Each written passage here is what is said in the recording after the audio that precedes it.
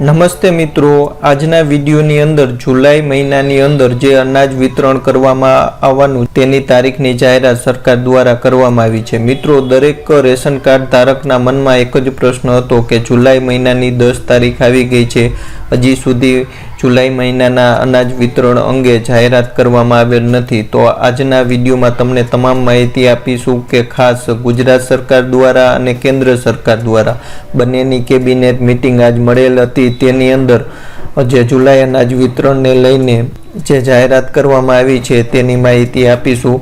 તો ખાસ મિત્રો વિડીયોને અંત સુધી જોજો, દરેક માહિતી તમને ડિટેલમાં આપીશું। કયા રેશન કાર્ડ ધારકને મળશે અને ક્યારથી મળશે તેની પણ માહિતી આપીશું। તો ખૂબ જ અગત્યની માહિતી છે, તો વિડીયોને ખાસ અંત સુધી જરૂર જોજો। મિત્રો, વિડીયોની શરૂઆત કરી પહેલાં વિનંતી છે, ખાસ ચેનલ ઉપર નવા હોય તો ચેનલને સબસ્ક્રાઈબ કરજો, જેથી તમને આવા લેટેસ્ટ વિડીયો મળતા રહે। તો મિત્રો ચાલો આપણે આજના વિડીયોની શરૂઆત કરી। હવે સૌથી પહેલાં જોઈએ તો ગુજરાત સરકારની કેબિનેટ મિટિંગ અને કેન્દ્ર સરકારની કેબિનેટ મિટિંગ છે તે આજે મળેલ હતી। તેના અંદર જુલાઈમાં અનાજ વિતરણ અંગે તારીખ જાહેર કરવામાં આવેલ છે તેની માહિતી જોઈએ।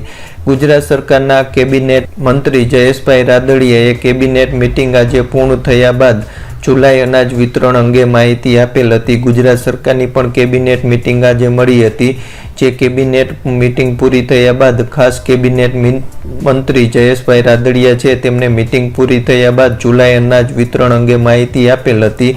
અને કેન્દ્ર સરકારની કેબિનેટ મિટિંગ પણ આજે પૂરી થયા બાદ કેબિનેટ મંત્રી છે પ્રકાશ જાવડેકરે તેમને પ્રધાનમંત્રી ગરીબ કલ્યાણ યોજના હેઠળ મફત અનાજ નવેમ્બર સુધી અપાશે તેની માહિતી આપેલ હતી। આ બંને માહિતી વિગતવાર આપણે આગળના વિડીયોમાં જોઈએ।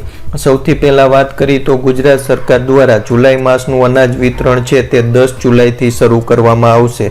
ખાસ ગુજરાત સરકાર દ્વારા જે જુલાઈ માસનું અનાજ મળશે તે 10 જુલાઈથી શરૂ કરવામાં આવશે। હવે આ અનાજ વિતરણનો લાભ છે તે NFSA રેશન કાર્ડ ધારક છે તેમને જ મળશે। ખાસ ધ્યાન રાખજો મિત્રો, જેને NFSAનું રેશન કાર્ડ છે તેમને જ આ અનાજ લાભ મળશે।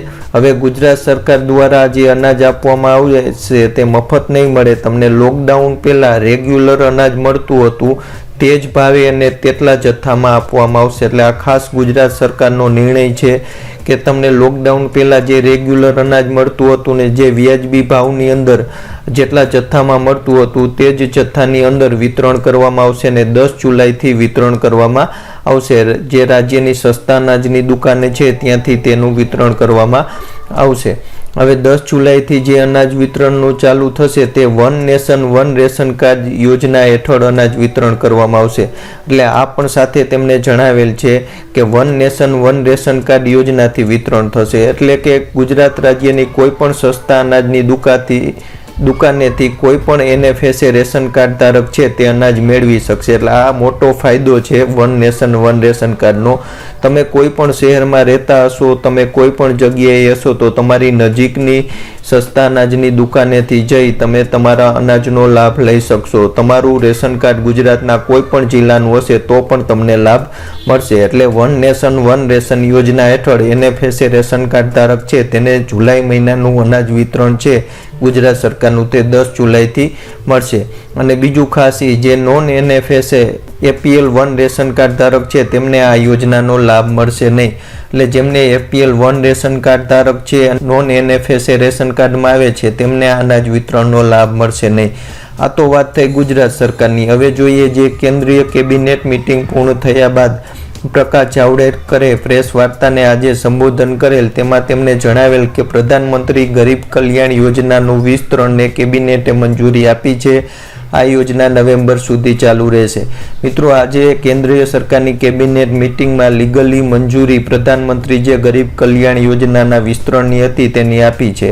અગાઉ પ્રધાનમંત્રી નરેન્દ્રભાઈ મોદીએ આ અંગે જાહેરાત કરી હતી, પરંતુ કેબિનેટની મિટિંગ આજે મળેલ તેથી વિસ્તરણ યોજના છે તેને આજે મંજૂરી આપેલ છે। હવે તમને જણાવીએ કે પ્રથમ 3 મહિનામાં 12 મિલિયન ટન અનાજનું વિતરણ કરવામાં આવ્યું હતું અને અગાઉ 5 મહિનાની અંદર 2 કરોડ ટન અનાજ વિતરણ કરવામાં આવશે। એટલે પ્રધાનમંત્રી ગરીબ કલ્યાણ યોજના હેઠળ એપ્રિલ, મે અને જૂનમાં જે અનાજ મળ્યું છે તે 12 મિલિયન ટન અનાજ વિતરણ થયું હતું। તેવી જ રીતે આગામી 5 મહિના એટલે કે નવેમ્બર સુધી મળશે તે 2 કરોડ ટન અનાજ વિતરણ કરવામાં આવશે। આ માહિતી કેબિનેટ મંત્રી પ્રકાશભાઈ જાવડેકરે આપેલી છે। તેમણે આગળ આપેલ હતી કે તેમણે જણાવ્યું કે કોરોના વાયરસને ધ્યાનમાં રાખી કેબિનેટે વડાપ્રધાન ગરીબ કલ્યાણ અન્ન યોજના છે તેને નવેમ્બર સુધી લંબાવી છે અને દેશના ઇતિહાસમાં આ રીતે આટલા જથ્થામાં મફત અનાજ વિતરણ છે તે અગાઉ ક્યારે કરવામાં આવેલ નથી।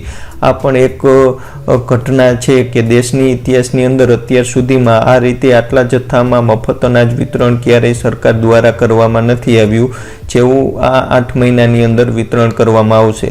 હવે જોઈએ કે પ્રધાનમંત્રી ગરીબ કલ્યાણ યોજના હેઠળ જે મળનાર મફત અનાજ છે તે જુલાઈ મહિનાની 25 જુલાઈની આસપાસ મળશે। કારણ કે આજે કેબિનેટ મિટિંગની મંજૂરી મળ્યા બાદ હવે આગળની પ્રોસેસ કરવામાં આવશે અને પરિપત્રો જાહેર કરવામાં આવશે।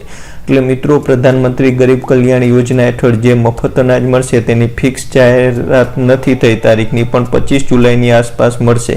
કેમ કે આજે કેબિનેટ મિટિંગ પૂરી થઈ મંજૂરી મળી છે, ત્યારબાદ હવે આગળની પ્રોસેસ થશે અને પરિપત્રો જાહેર કરવામાં આવશે।